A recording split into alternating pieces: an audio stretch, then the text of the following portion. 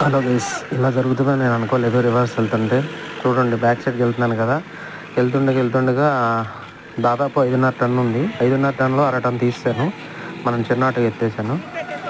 చూడండి, బండి సౌండ్ వచ్చిందని ఆపాను ఇక్కడే రివర్స్ వెళ్తుండగా. ఏదైనా ఇంజిన్ మైండ్లో పెట్టుకొని తోలుతాను. కొంచెం ఏదైనా సౌండ్ వస్తుందంటే ముందు త్వరగా ఆపేస్తాను. అన్నయ్య చూడమని చెప్పాను. ముందుకు వస్తాను. చూడండి, మ్యాట్ దగ్గరకి టైర్ కింద పడిపోయింది. మన కిందకు ఉంటాయి మ్యాట్స్. మ్యాట్ ఇరిగిపోయింది. ప్లాస్టిక్ ఇరిగింది. ఇది ముందు టైర్ పడింది అన్నాడు.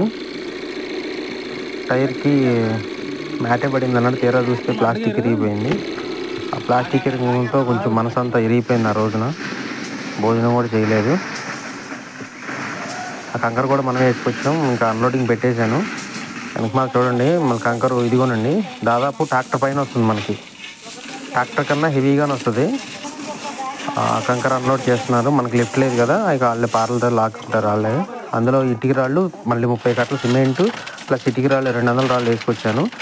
దీని దగ్గర కిరాయి ఎదిగోండి వచ్చింది కదా, ఇది రిపేర్ చేస్తాడు. ఇంటికి వచ్చాడికి, ఇంటికి బెడ్ పెట్టేసి వెళ్ళిపోతే అన్నయ్య భోజనం చేయకుండా అడే వచ్చి రిపేర్ చేశారు. వీటికి స్టిప్పింగ్ చేసాడు. వాడికి మనసు ఊరుకోలే, నాకు ఊరుకోలేదండి. కానీ అన్నయ్య ఉన్నాడు కదా అని చేస్తాడు. ఇక ఆడే వర్క్గా చేస్తాడు ఏ పని అయినా. నాకు ఇదిగోండి, అది హోల్ మార్చేశాడు. అది అంతకీ సరే అవ్వకపోతే హోల్ మార్చేశాడు. ఇంకా అలా ఉంటే వాడికి మనసు ఇది ఉండదు.